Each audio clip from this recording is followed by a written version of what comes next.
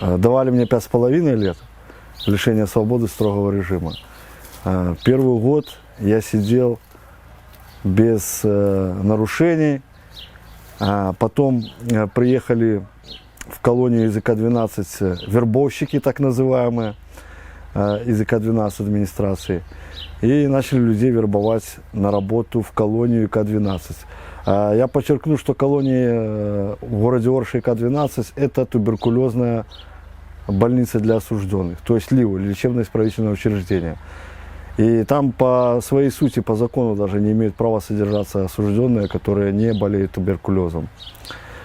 Вот. Значит, пообещали там спортгородок, качаться, я тогда занимался спортом, там все будет, и питание улучшенное, там все. Ну, конечно, поехал я работать тоже. А когда приехал, отработал месяц, то мне не заплатили зарплату. Вернее, мне заплатили где-то, если в перерасценке, наверное, 20 центов, наверное, если на доллары перевести. Я сделал как бы много, по плану. Я пошел к начальнику колонии на прием и задал вопрос, почему мне так мало заплатили. На что меня послали, грубо говоря. Сказали, иди, бо сейчас в ШИЗО поедешь. На завтра на работу я просто не вышел на работу.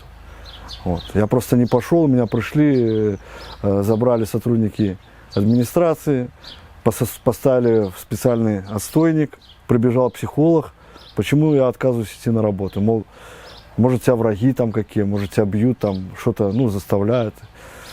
Я говорю, нет, на данный момент враг тот, кто мне не заплатил за мою работу. Вот и все.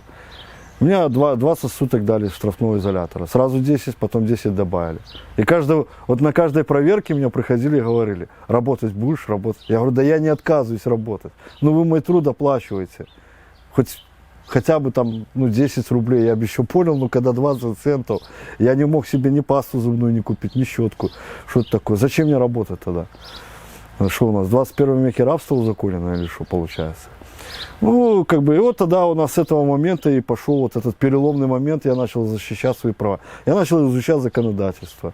И меня начало интересовать все эти заметки в газетах, там, по юридическим всяким этим. Вот, значит, питание тоже. По моим болезням мне диет питания положена норма 5Б, что не дается там, экономится на осужденных. Поэтому я зашел к врачам и поставил перед фактом. Мне дали диет питания уже потом. Потом я подсмотрел, что, оказывается, осужденным в ИК-12 ставят 4 часа рабочего времени, хотя работают по 8-12 часов. В том числе я по 12 часов работал. Я задал вопрос, а почему 4 часа ставите? То есть, получается, меньше зарплаты на этом основании платят. Меня единственного с колонии тогда начали выводить ровно до обеда. То есть 4 часа я работал. Пару дней. А потом снова в ШИЗО. Больше года, за 2 года пробыл я в ИК-12, где-то 1,5 из них я провел в штрафном изоляторе и ПКТ. Вот. Условия там были, допустим, в ПКТ даже отсутствовала радиоточка. Пришлось сказать, что я президента слушаю и люблю. Такой лайфхак. Тогда мне уже поставили. Радиоточку. Пищу принимал с пола, потому что даже отсутствовал элементарный стол. За что, кстати, был наказан начальник режимного отдела, потому что я прокурору сообщил о том, что в моей камере по стандарту нету даже стола. Значит, из ИК-12 я добивался перевода обратно в любую колонию. Почему? Потому что, во-первых, там много людей заражались туберкулезом здоровых, которые не болели. Их переводили просто уже, буквально, там же пересекайся с ними везде. Вот эти палочки Коха летают везде. Поэтому, они не переводили, пока, мои жалобы не отправлялись. Я, наверное, больше 200 в ИК-12 написал. Даже меня прессовали так, штрафными изоляторами, одиночками, там условия такие. Самые плохие камеры, там, где света не было, помню, 5 дней без света сидел. Значит, в результате этих, скажем, пыток откровенных, да, я голодал, там по 25 дней было, голодал. То есть приходила проверка, приезжала там из ДИН с Витебского, это же Витебская область. Я ему говорю открыто о нарушении. Даже на стене выцарапал фамилии сотрудников администрации, по вине которых все это происходило. Выцарапал зубной щеткой. И меня, когда за час до приезда этого диновского начальник там или кто он, меня перевели уже в нормальную камеру. Я ему сказал, зайдите в ту камеру, там написано все на стене. Он зашел, посмотрел все. Ну, на мой один вопрос, почему так происходит, он мне 20 вопросов задал, что я не так стою, не так смотрю, не так пострижен, там, хотя этого, ну, понятно, что ему пофиг было. Значит, тогда вот ложку первый раз проглотил. Ну, было по 3 ложки глотал. Вот, добивался, резал вены. Ну, резал вены для того, чтобы жить. Не чтобы умереть. И ложки глотал, просто чтобы выжить. Потому что создавались такие условия. Допустим, вынималось окно в камере. Вынималось окно, выносилось. Только решетка голая зимой. И, ну, от холода хотелось даже повеситься. Ну, даже такие мысли. Потому что невыносимо неприятно это все. Говно плавало прямо вот. Забит унитаз, и ты говоришь, дайте там пробить чем. Они даже не давали пробить чем. Было, ну, дышал этим всем. То есть условия были очень ужасные, ну, для таких, как я. Потому что я говорил, что я имею право. А это первый враг, наверное, там. Ну, в штрафном изоляторе не только я, это я лайфхак посмотрел у одного осужденного. Туалетной бумагой обматывали ноги и голову, и руки, чтобы не мерзли. Потому что холод невыносимый был. То есть одеться не дают, дают такая роба тоненькая. И, ну, градусов 11, допустим, в камере. Хотя по закону 16 градусов, ну, даже 16 градусов, я вот дома по себе знаю, что 16 градусов очень холодно, а там в тоненькой шмотке. Ну, по 1000 раз отжимались в сутки. Отжимались, приседали, не спали. Если давали телогрейку, это как манна небесная, как лотерею выиграл.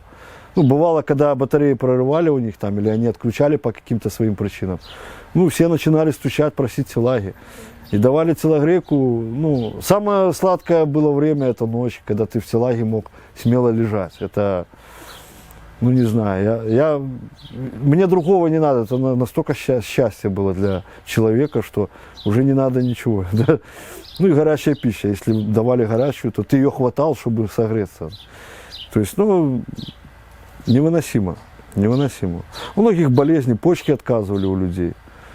Я знаю, потом переводили на гемодиализ, почки отказывали. Врача дозваться, это вообще такая тема, что он даже если приходил, ему не дают даже написать. Вот он пишет, ну, по заболеванию, знает, тебе запрещено содержаться в штрафном изоляторе, но так как хочет этого оперативник, чтобы ты сидел, потому что ты плохой, как бы, по мнению администрации, то врач не писал этого. И получалось, что ты сидел дальше. Уже когда уже в натуре там, как бы, отказывали у людей почки, тогда уже там. Но меня, когда ложку проглотил и вскрыл вены, когда ложку проглотил, мне пришел хирург. Там хирург в туберкулезных больных есть. Это не во всех колониях, вот в этой колонии есть. И он пришел такой с бородой, я ему еще сказал, я говорю, ну, открыто скажу, я говорю, Лукашенко тебе поброет эту бороду, наверное. Ну, почему я ему так сказал? Потому что он мне пришел, дал гастала. Говорит, на тебе от ложки. Ну, вы понимаете, что такое гастал? Насколько он издевательски это сделал. И потом я уже вскрыл вены, прибежал начальник медчасти и говорит мне, что ты хочешь? Я говорю, я хочу, чтобы соблюдалось мое право. Мне большего не надо. Мне не надо там какие-то острова канарские, машину, там, женщину. Мне надо, чтобы соблюдалось право, как минимум. Меня посадили в камеру, в которой я не мог даже выпрямить ноги. То есть, ну, вот такая вот камера и дырка в полу, как унитаз. То есть ложишься, ноги на стену закидываешь, потому что ты их выпрямить не можешь, настолько маленький. И вот там нету даже полки, где пищу хранить. Вот мне давали хлеб, и мне некуда его было положить просто. Ну, грязь везде. Поэтому я говорю, либо переводите, и тогда меня на санчасть перевели.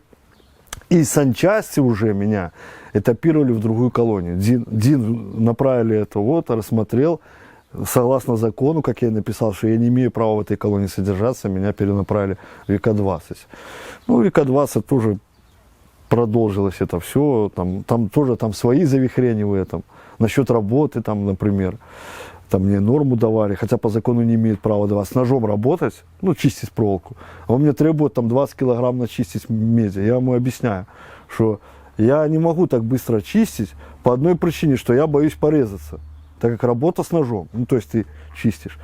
И как бы он, так ты хочешь вскрыться, наверное, так как ты склонен к суициду. Ну, они же мне писали, что я склонен, якобы, что я резался. Потому что нигде же не указывал, что ты требовал соблюдать права. А резался якобы из-за того, что не получал долгое время писем. Кстати, начальник оперативного отдела ИК-20 писал это. И меня заставляли это писать. И говорили, что если ты не напишешь, то твои условия еще хуже будут. Что я не получал якобы долгое время писем, поэтому я глотал там и все это делал. Ну, пришел новый начальник ИК-20, ну, меня он вызвал, мы с ним побеседовали, и как бы, это, наверное, единственное за всю жизнь, которую я начальника увидел более толкового, который смотрел не с точки зрения только администрации, а ну, и мою точку зрения рассматривал.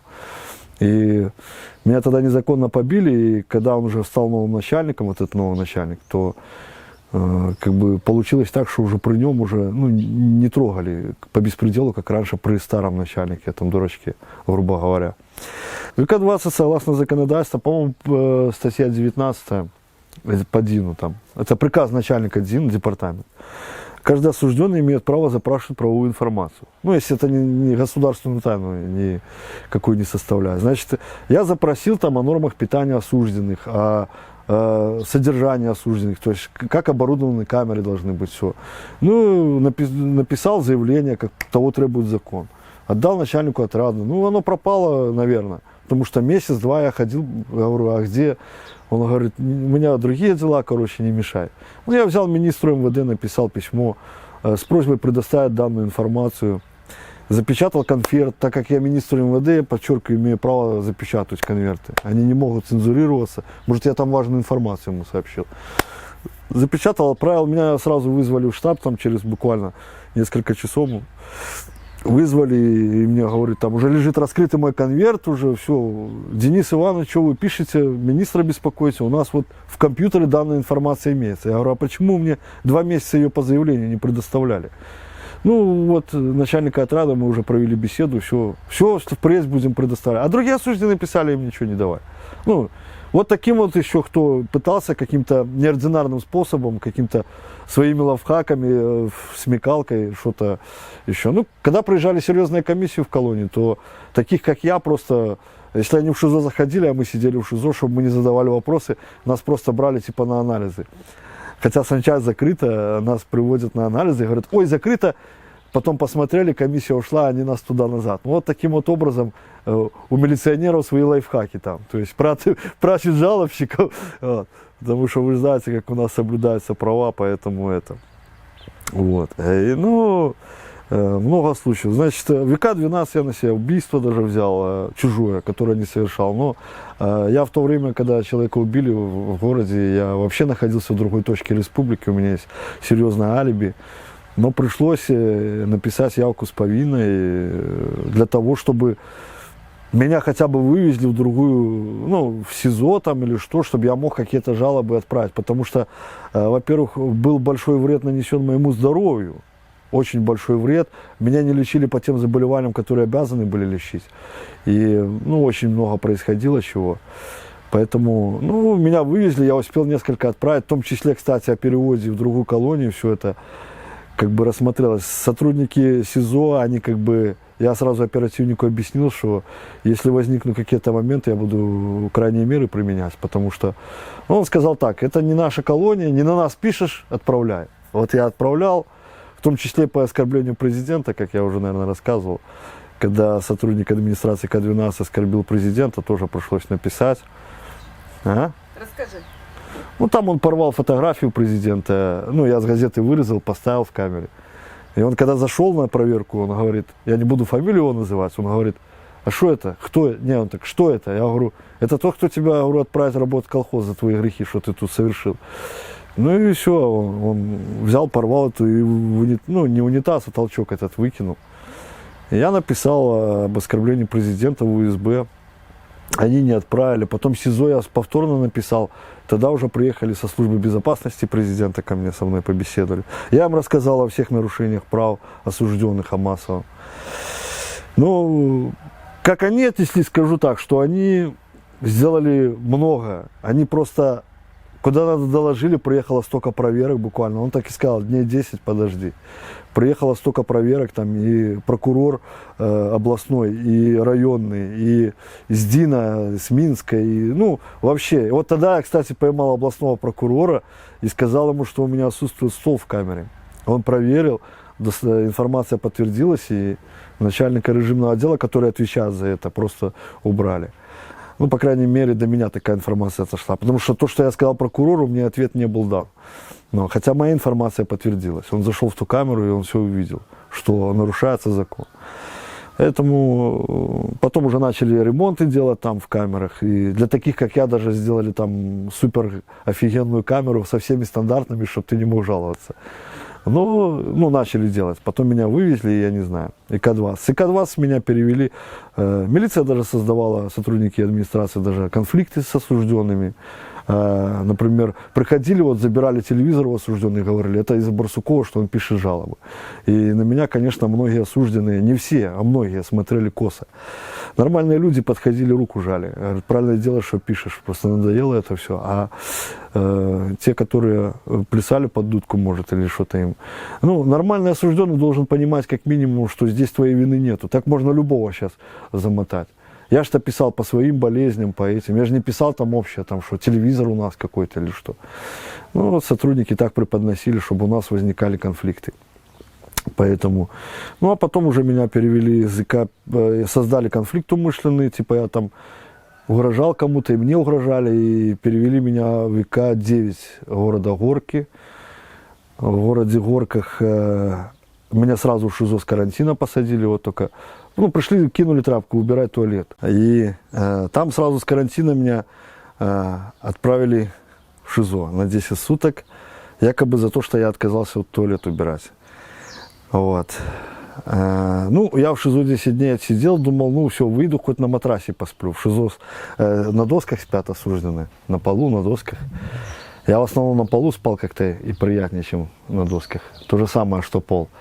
Значит, вышел я ночью, думал, посплю, лег, а меня как начали грызть клопы, я офигел. В 21 веке клопы заедают в Горках. Это я вот ни в какой другой колонии. В 90-х еще помню было. Но сейчас их везде вытравили, а вот в Горках клопы. И утром на работу я ночь не спал, покусанный весь. Мне дают норму. Я ему говорю, а как ты мне даешь норму, если ты мне рабочее место даже не показал? Ну, начальнику производства этого. Я говорю, ты же мне место, ты мне ни робу не выдал. Как ты мне норму даешь? А, ты, значит, отказываешься. Меня снова ведут в ШИЗО. Ну, короче, вот так. Ну, я, конечно, им зубы показал и там. В итоге меня за месяц отправили на тюремный режим в Крытую, в Гродно. В Крытую, в Гродно мне оставалось годы 3 месяца сидеть, и вот я там досидел до конца. Ну, там были тоже свои нюансы, как бы. Ну, как такового сильного уже беспредела как бы не было. Ну, если так спокойно сидишь более-менее, то особо не это. Этому я уже досидел, хотя за несколько недель до освобождения, по-моему, несколько недель там оставалось мне. Осужденный однофамилец мой Барсуков, он просто повесился, от холода не выдержал пыток. Вот. Он просто стучал, дайте телогрейку, не дали, хотя температура была ужасная. Многим выдали, там, больным всем повыдавали, а ему не дали. Ну, что-то злые были на него. Вот он за стенкой сидел, и он повесился. Ну, тогда вот меня за душу взяло вот это. Почему? Потому что однофамилец и как бы, как чуть ли не родственник, понимаешь? Такое ощущение, как будто я. А мне оставалось несколько недель, и как бы уже очень хотелось просто выйти. Очень хотелось, уже не хотелось умирать, потому что никак. Ну, вышел, опять же, мне дали на проезд 7 рублей. 8 рублей дали на проезд с Гродно до Оречицы. Это... Я купил себе, крещенские морозы были, я в летней курточке этой замерз, купил себе стакан чая, булочку и пачку сигарет. И мне, короче, на проезд, ну, не осталось. А уже вечерело, и женщина одна помогла, я ей просто сказал о проблеме, попросил на время одолжить, она мне дала 10 рублей, я доехал благополучно. Через полгода нашел ее в интернете, написал слова благодарности и, ну, хотел отдать деньги, я говорю, я вам верну прямо сейчас карту. Она говорит, не надо, спасибо, главное, что у тебя все сложилось. А ходил по церквам, говорю, дайте снег почищу вам там, ну, не хватает на билет, добавите. И меня там посылали везде. Говорят, у нас таких тут много. Я не просил дать, я говорю, давайте там снег вам расчищу. Тогда снегопад был большой. Есть осужденные, которые работают на администрацию колонии. И, допустим, неугодных лиц администрации, жалобщиков, все, вот в горках было, били, прямо в камеру заходили, били. То есть, ну, допустим, я приду, скажу администрации, откройте мне камеру номер 5, я пойду морду побью кому-нибудь, меня побьют самого или посадят в ШИЗО. А им почему-то открывали двери, и они заходили на беседу с тобой. Ну, конечно, это все тщательно скрывается, и это вот. И как бы ко мне было приходили, но меня не били, потому что я сразу оперативнику сказал, начальнику оперотдела, я сказал, что если меня побьют здесь по вашему указанию, то будете вместе сидеть на скамье подсудимых с ними. Я не побоялся этого. Я написал тогда председателю КГБ письмо о том, что было 5 смертей за неделю в ИК-9 Горки. Я написал председателю КГБ и попросил о личной безопасности. Вот.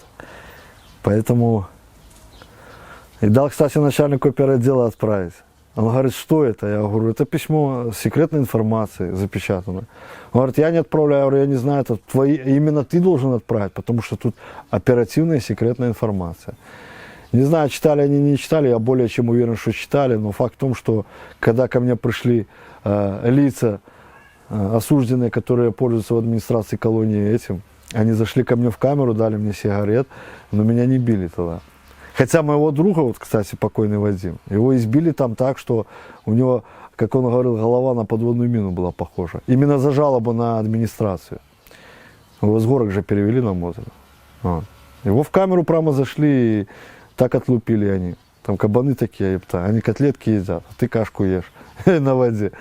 Поэтому, ну это так примерно. Значит, ну, страдают люди, страдают, что сделаешь.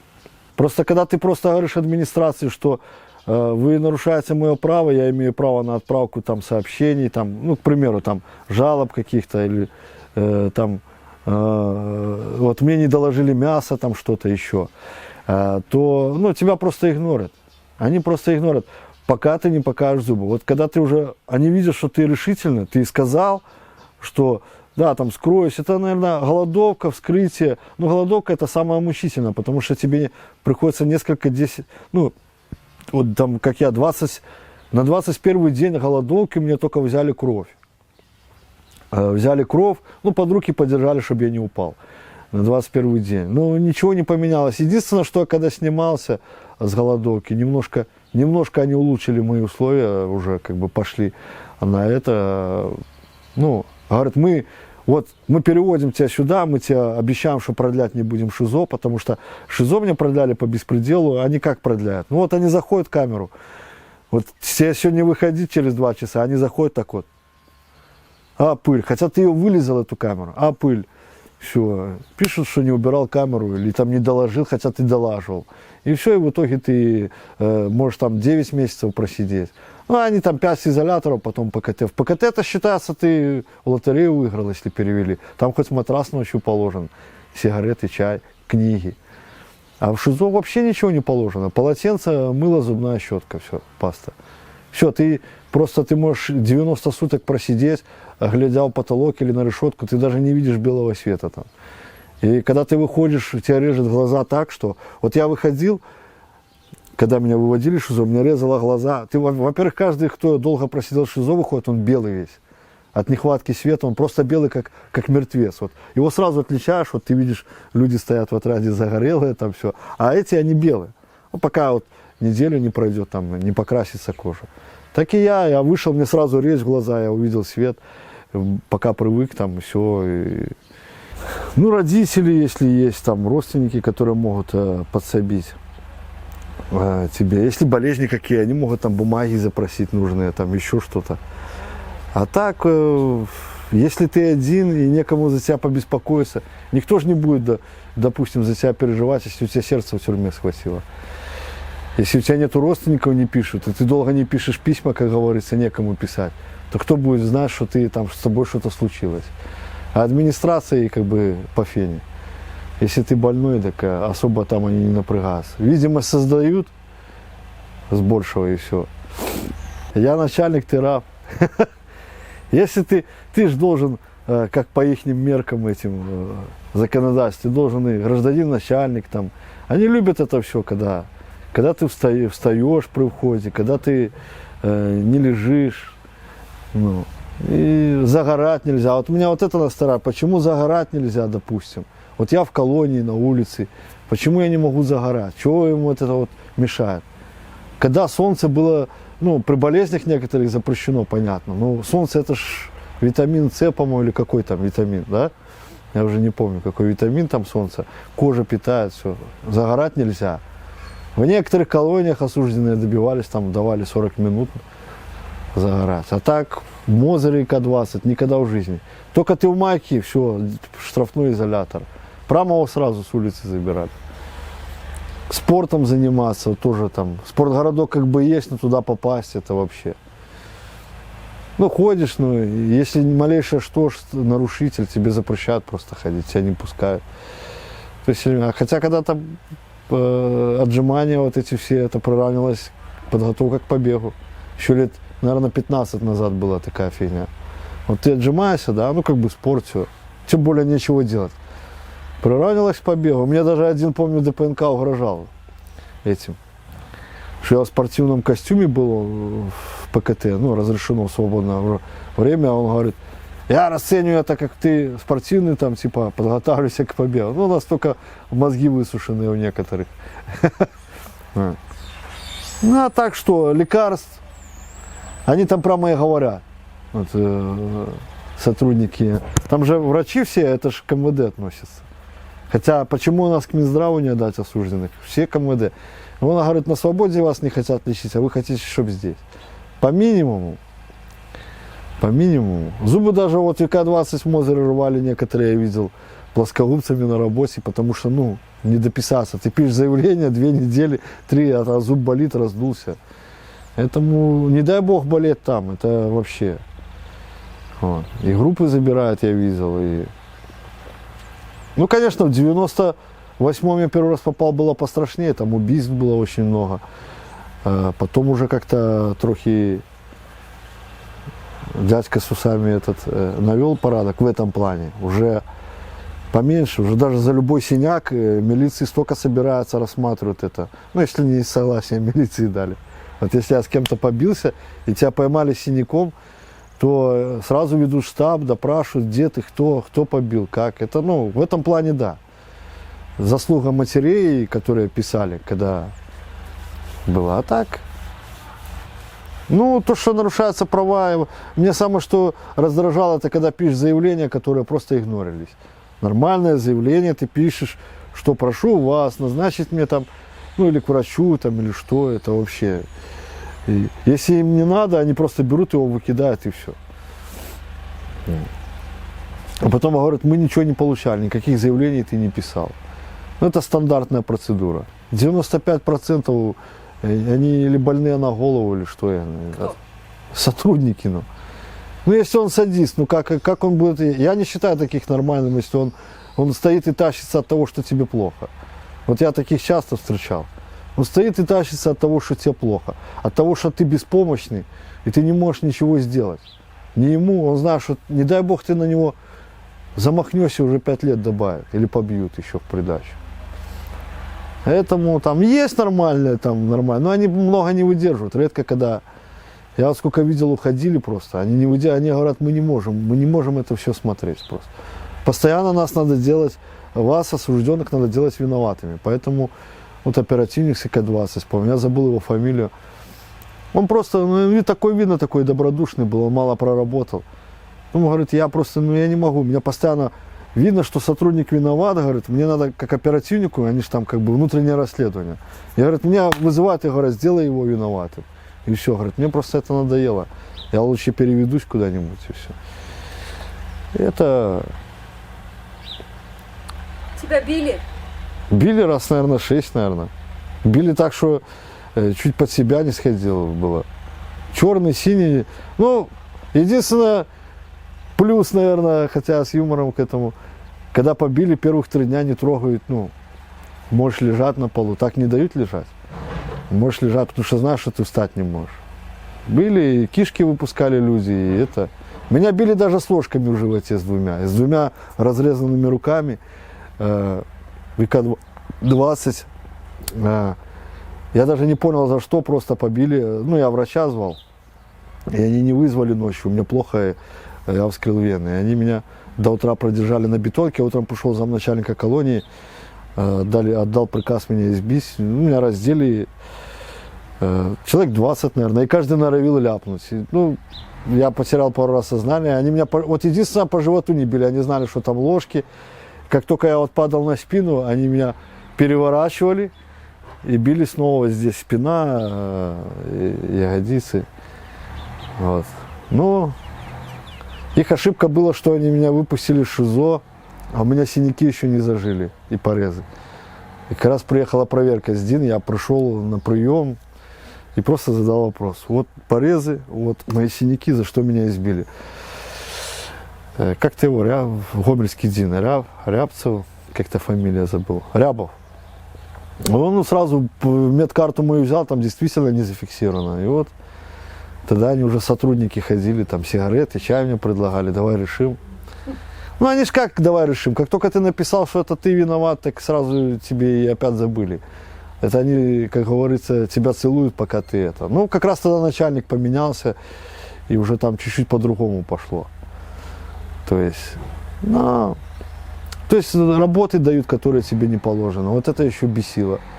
То есть я им так говорил. Если вы требуете с меня соблюдать законодательство, я его соблюдаю. Пуговицу сверху я застегиваю. Мне это легче сделать. Но вам дать мне все положено в этой стране нищенской, вы же мне не дадите это. Вот мне не долаживают мясо, там, то я им говорил об этом. Я говорю, ну раз вы требуете, вот как робы. Я прихожу робу, мне каждый год получать робу. Я прихожу робу зэковскую получить, они говорят, у нас нету. Ходил старый. Так я ему говорю, так, если вы не можете обеспечить, разрешите мамам присылать, так мамам запрещают присылать. То есть воле нельзя робу. Ну так. Поэтому, ну вот такие моменты, они бесят, что с тебя требуют как бы сделать, но сами при этом дать тебе не могут. Если вы требуете, вы дать, например, Германию возьмем. Если там требуют, они тебе дают, на тебе положено, а постельное на тебе это. Или что это за дискриминация, допустим, каким-то осужденным некоторым там жалобщикам матрас не дают, допустим, к примеру, а другим дают. Что это за такое? Это дискриминация получается. Ну, моя точка зрения. А я им это напрямую в глаза говорил, за что меня не любили.